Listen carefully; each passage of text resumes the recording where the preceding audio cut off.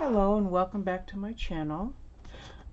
In this whip and chat, I am going to be doing a discussion based on this book.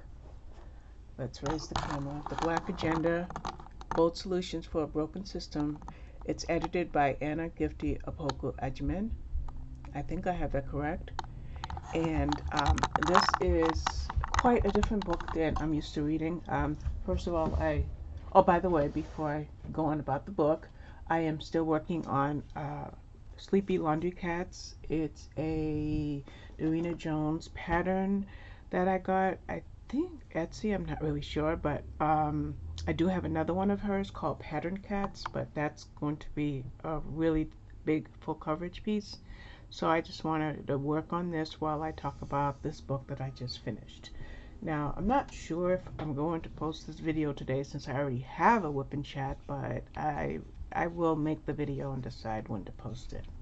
So, this book is different than any book that I've read because I don't get involved with socialism, activism, politics, and things of that nature, but I am trying to be fair to the wonderful publishers that send me books in print form.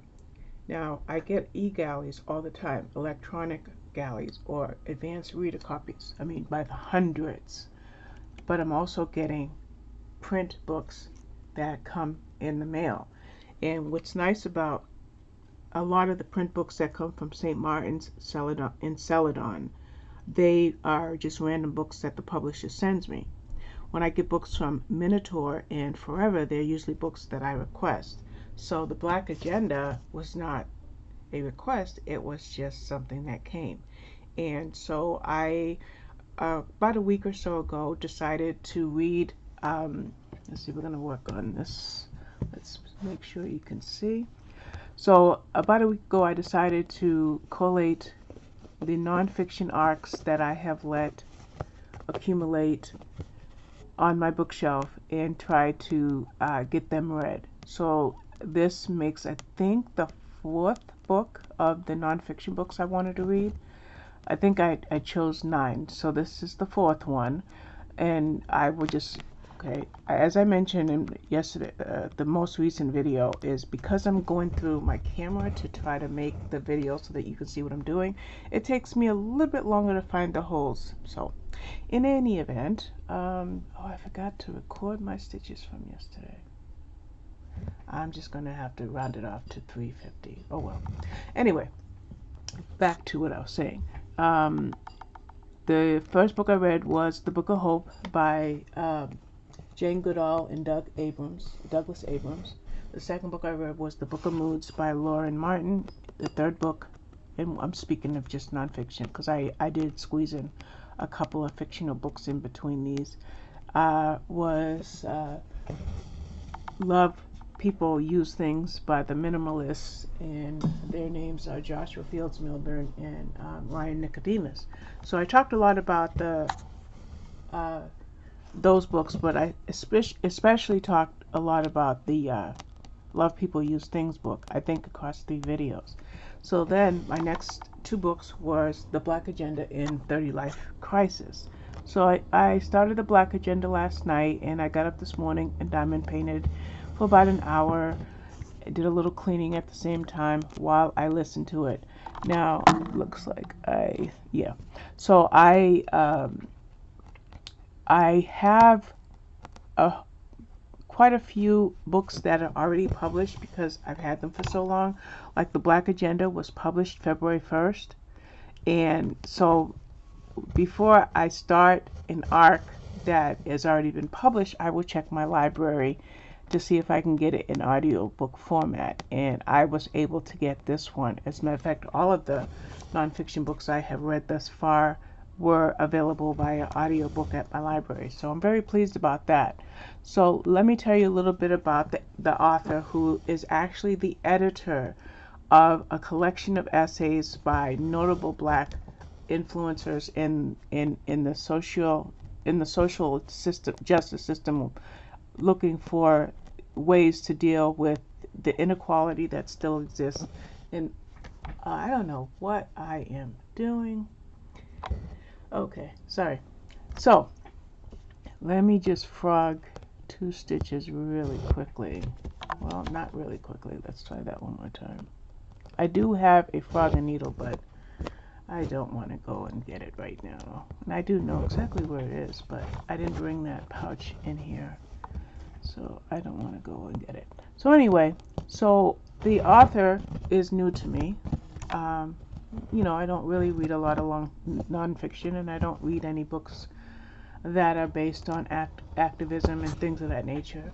But I did Google her after I read the book, and I have to applaud her. This book is excellent, and it's one of those books that really makes you think, and in some cases makes you angry because of the inequality.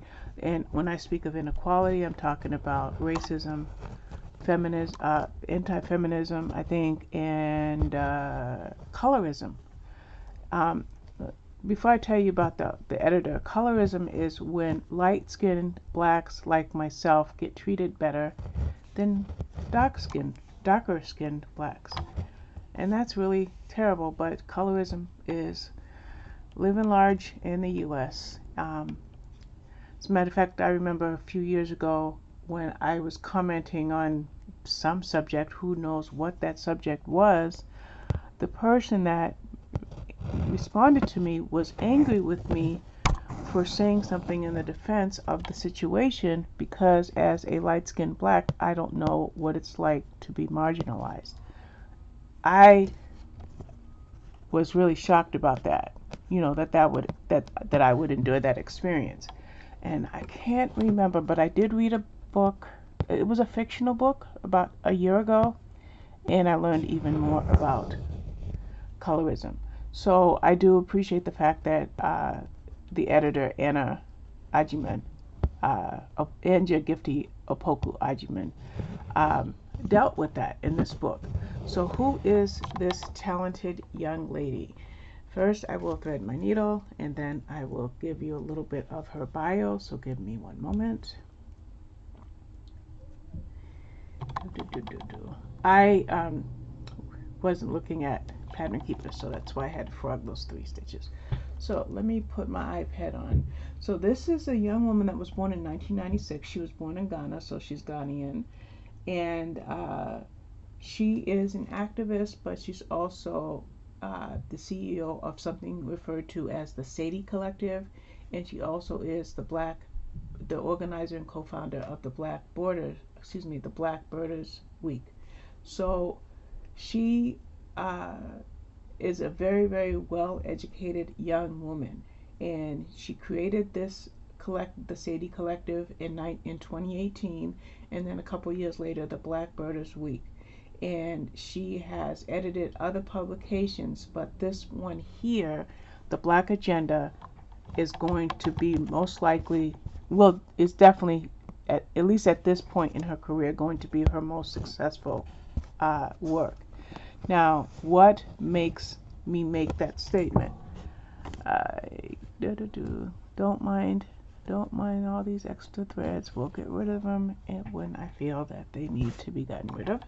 So I'm going to pull out the publisher's letter, and I'm going to read it. It's from St. Martin's Press. Just trying to open it.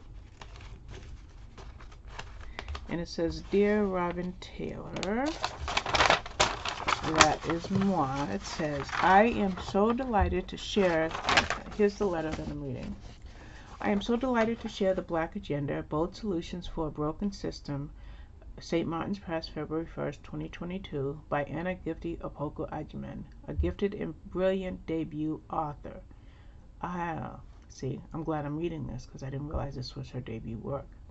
From ongoing reports of police brutality to the disproportionate impact COVID-19 has had on Black America, the year 2020 brought a renewed awareness to the deep-rootedness of racism and white supremacy in every facet of American life.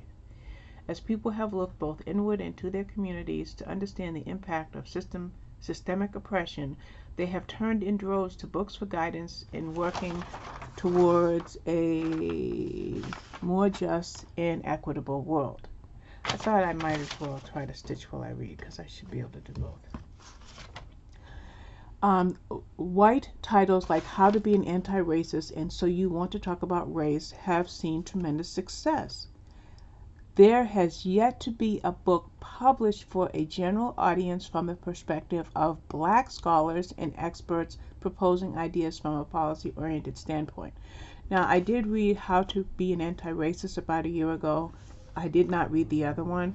So those were written by white authors, whereas this one is by a black editor, a debut author, and several black scholars and experts. So that is something significant. Going on in the letter, the Black Agenda features black voices across economics, education, health, climate, and technology. Speaking of the question, what's next? And as it pertains to centering black people in policy matters in our country.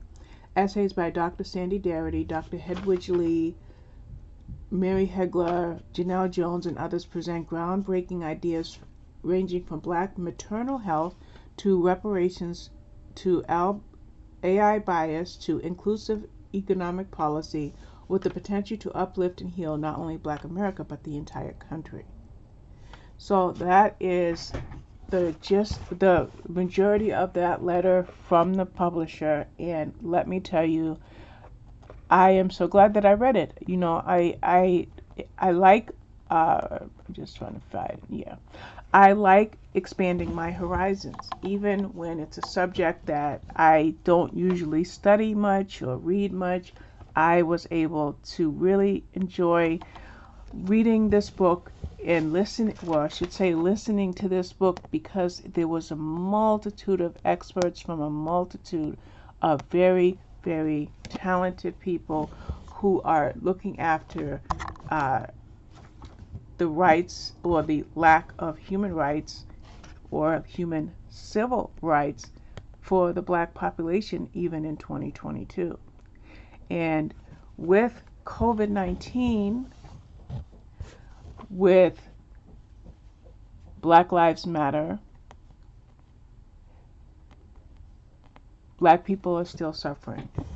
As a matter of fact, the civil rights movement from the 1960s it just wasn't enough. And here we are decades later, because I was 8 years old when Martin Luther King Jr., Dr. King was killed, and now I am 61. So decades later, we still have systemic racism, colorism, judging, people being judged just based on the color of their skin. So these books were really, really good. And what I like about this book is how all of these black experts gave their voice to various issues. Like, for example, pregnant women and the likelihood of fetal distress, or the likelihood of fetal death. More black people died of the COVID-19 pandemic than any other collective group of races. Wealth, like maybe say 25%. I think I heard the statistic 25% of the white population is very, very well off, whereas 0.4% of the black population overall has sustainable wealth. Just really, really interesting things. There were different narrators, so it was refreshing to hear different voices as I was reading this book. Just want to make sure I'm not going to make another mistake. So that's the second one. The third one is after the next pink. Yep. Okay, sorry. Just wanted to make sure I don't have to do something that I'm going to be frogging again. So I really enjoyed this book, and I did, just like I did with the other book, Love People Use Things, I re-listened to parts of it so that certain points could be driven home. So if you're interested in seeing things from a black perspective, whether you are African American or of any other race, but you are concerned with a lot of the inequalities that still exist. It also talked about, I think I had mentioned, it talked about the police brutality in the George Floyd situation. it was just a really, really good book. It was very, very instrumental to help me to, like I said, to expand my horizons and my knowledge base. And I will be sitting down and composing a review for my blog. I think I may make a longer review video for this channel, separate from cross-stitching. At the very least, it'll go on my blog, Instagram, and Twitter, and places like that. So as I got to the end of the book, I just want to share something with you because I think it's going to be very helpful. This here talks about all the contributors in all of these essays. These are all essays. Okay? So we have essays on climate. Actually, I'll just show you the table of contents. So the essays included in this book, like I said, the first one is climate. Then it was healthcare, wellness, education, technology. And technology was interesting because they're talking about trying to find a way to make the internet available to everybody. Criminal justice, how many black people are incarcerated, how many black people have been killed unfairly.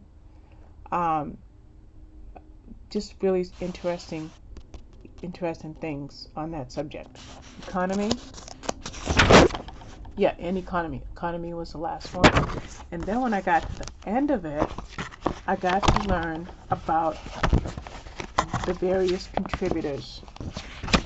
And that's what this section is here. These are all the contributors and many bios of them. Okay, so that was really interesting. Like Dr. Marshall Shepard, Abigail Adenkumbi Thomas. She's an environmentalist. And then the last thing I want to share with you is recommended reading. So let's raise the camera so you can see all the recommended reading. I'm going to read these to you. Black Futures, Hood Feminism, Thick and Other Essays, 400 Souls, All We Can Save, Black AF History, The Hill We Climb, The Memo, How the Word is Passed, The Sum of Us, Cast, Ghosts in the Schoolyard, Racism and School Closing in Chicago South Side. I used to live in Chicago South Side. The Intersectional Environmentalist and How to Be an Anti-Racist. Now that was mentioned in the letter from the publisher. Oh, there's even more. Race After Technology, The Color of Money, Black Banks and the Racial Wealth Gap. I'm Still Here, Black Dignity in a World Made for Whiteness. A Black Woman's History of the United States. You Are Your Best Thing, Vulnerability, Shame, Resilience, and the Black Experience, The Other Westmore, and the 1619 Project. So these are all recommended reading, and I just thought I would share this with you. I'm glad that I listened to it. Like I said, there was a couple of sections that really caught my attention, and I just went to my table of contents and my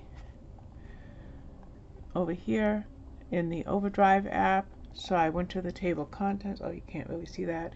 And I just went back and I replayed certain things like this one, mental health, colorism I had mentioned to you. So I did re-listen to certain sections. So don't hesitate to go to your library because you might find something there that will capture your attention. And if not, you can get it on Audible, Amazon, lots of places.